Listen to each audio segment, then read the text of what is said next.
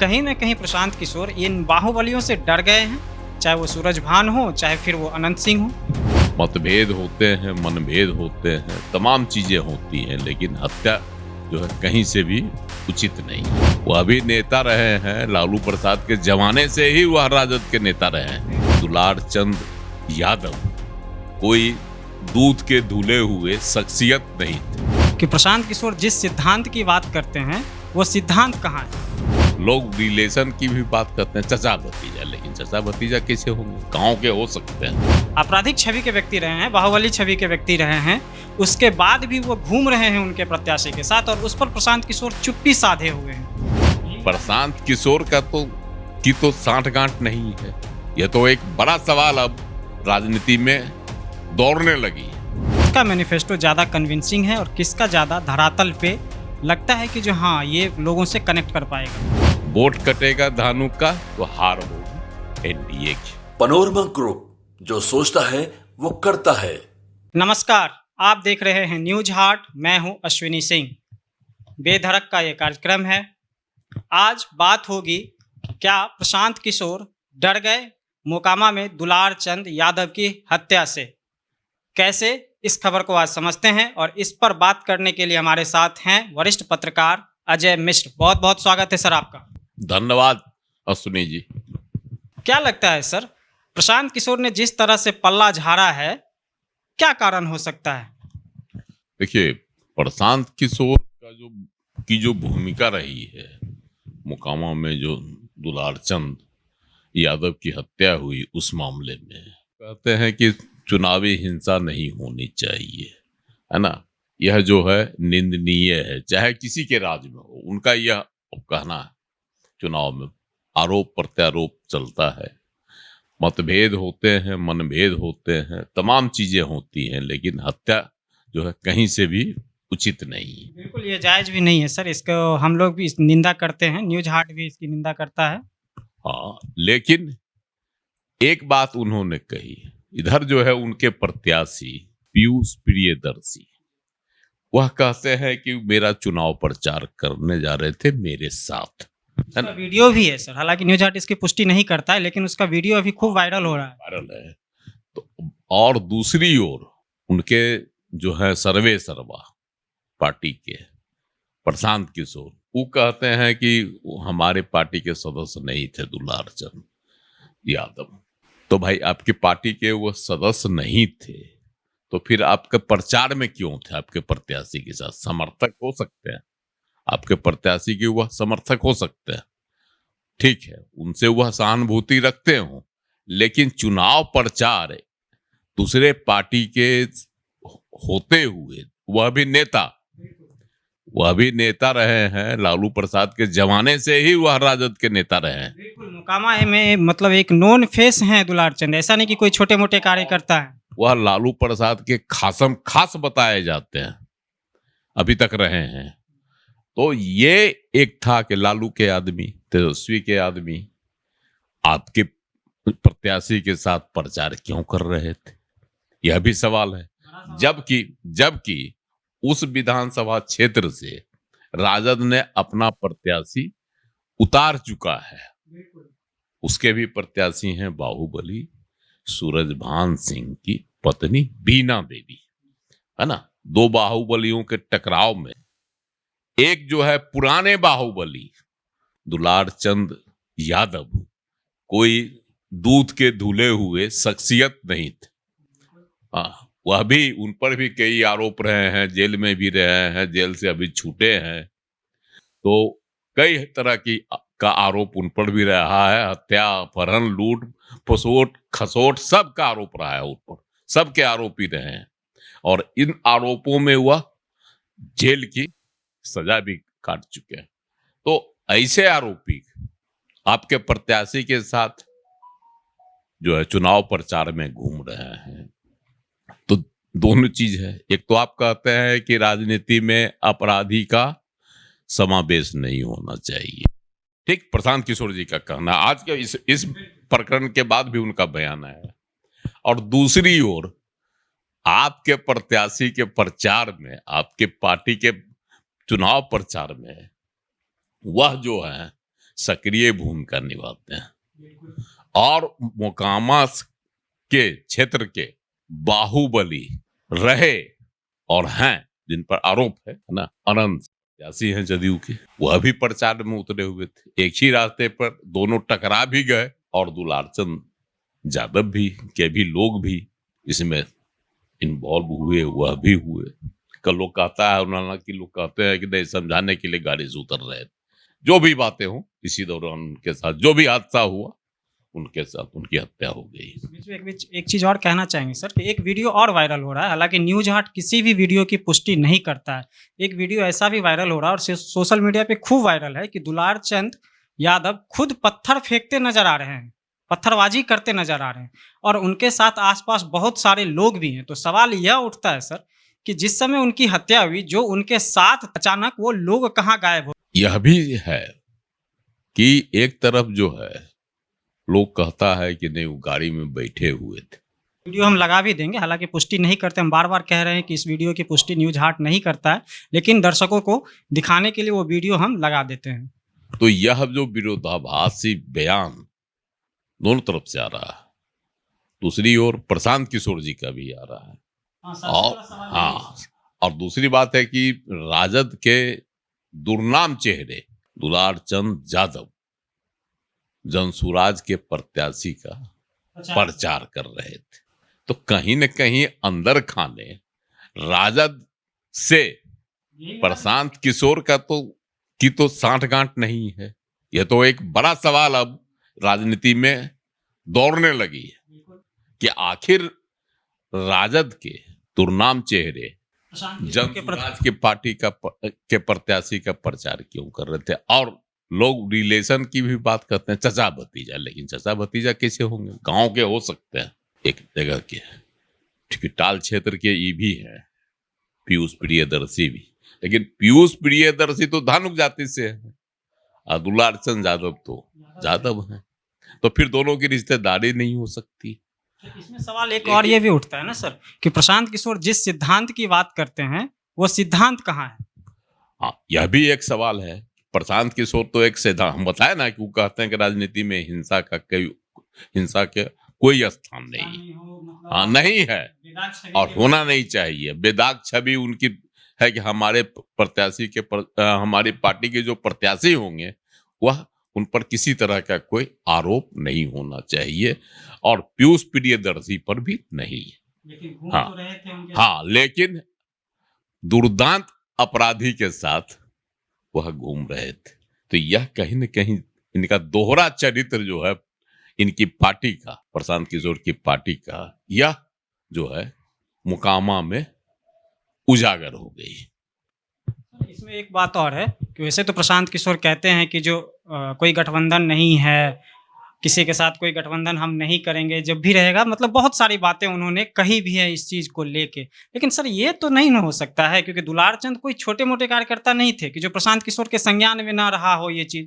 तो ये जानते हुए कि जो दुलारचंद यादव या राजद से हैं और एक आपराधिक छवि के व्यक्ति रहे हैं, बाहुबली छवि के व्यक्ति रहे हैं, उसके बाद भी वो घूम रहे हैं उनके प्रत्याशी के साथ और उस पर प्रशांत किशोर चुप्पी साधे हुए हैं। इस चुप्पी को आप कैसे देखते हैं?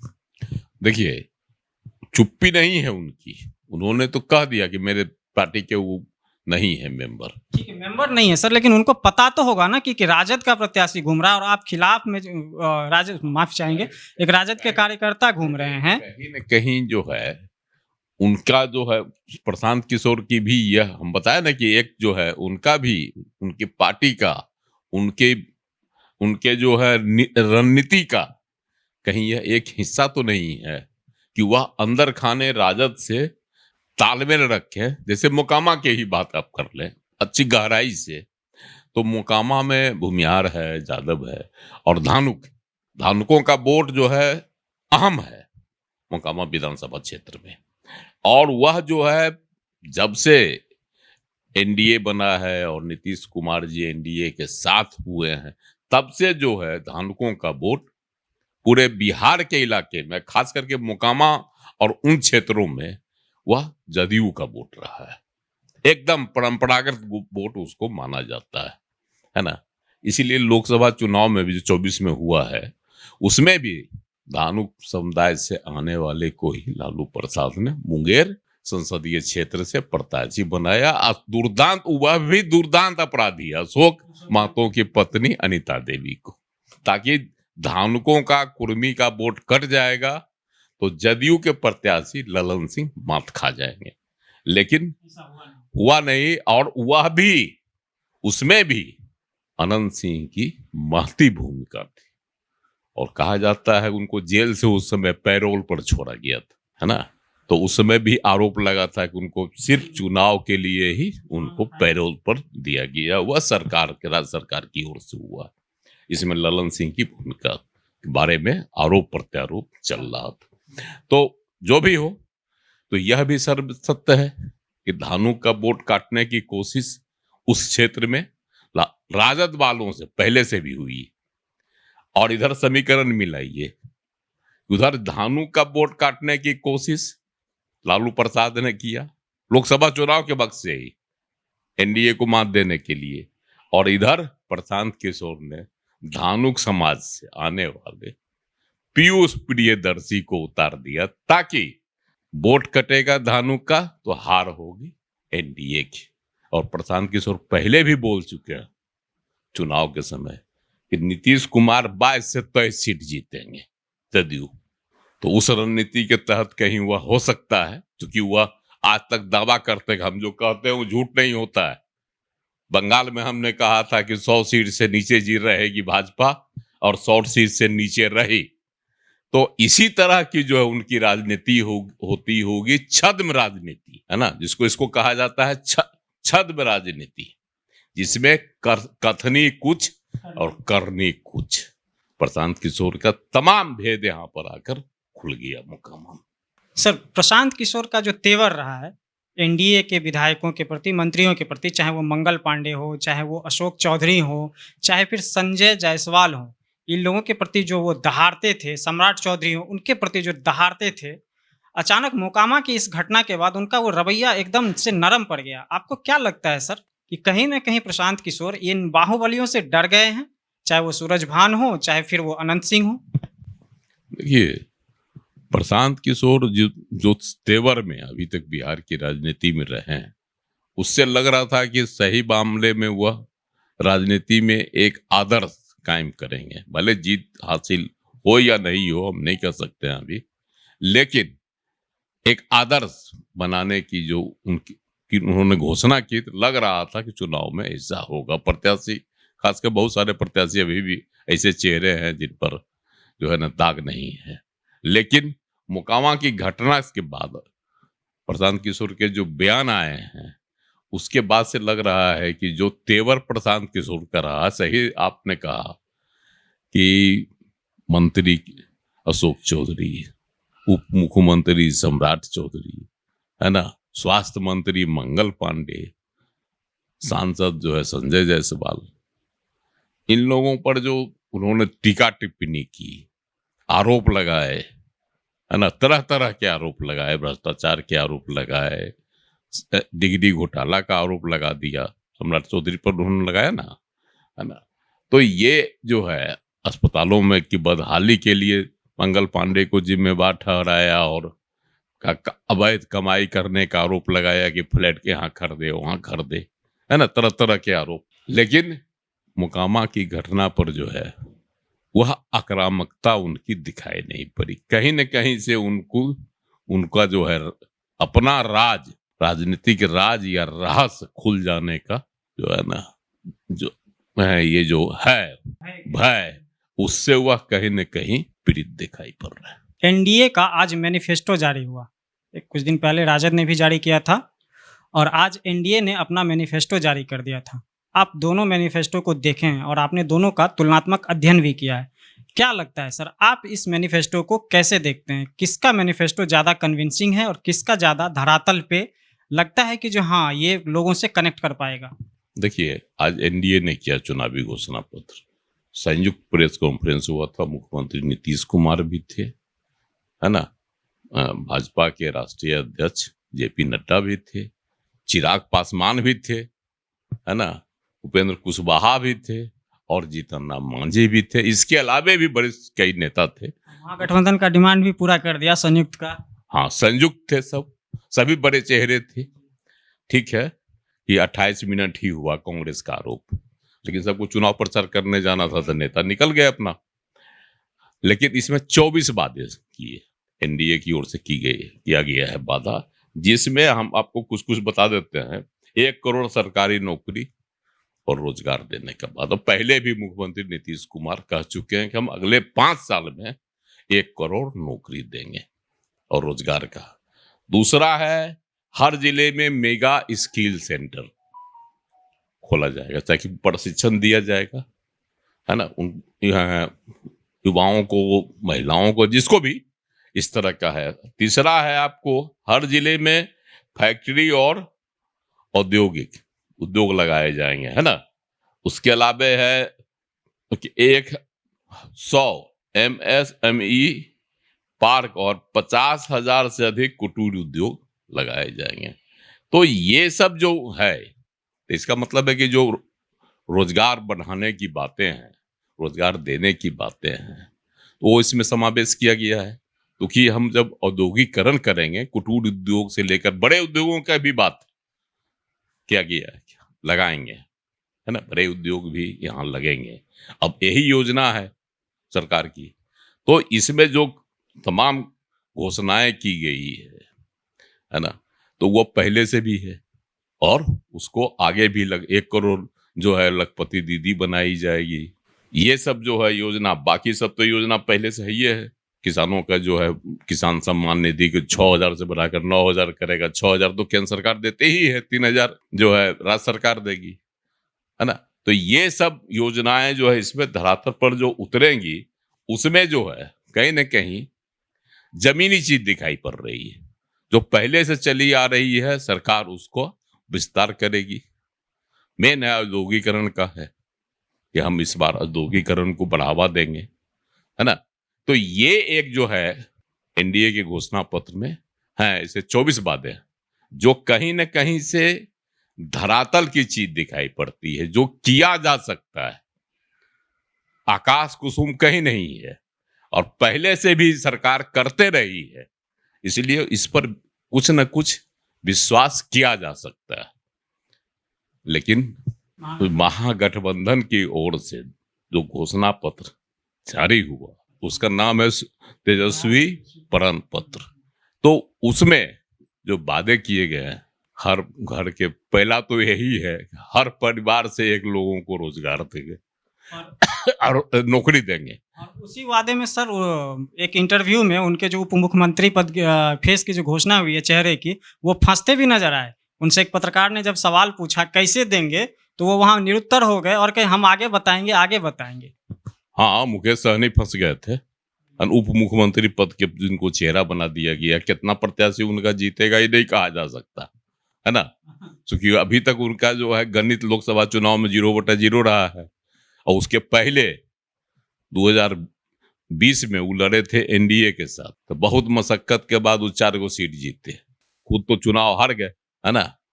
और उसके बाद वो उनका जो है जो रवैया था उनका कि सब भाग के चल गए बीजेपी में, उनके साथ कोई नहीं रहा।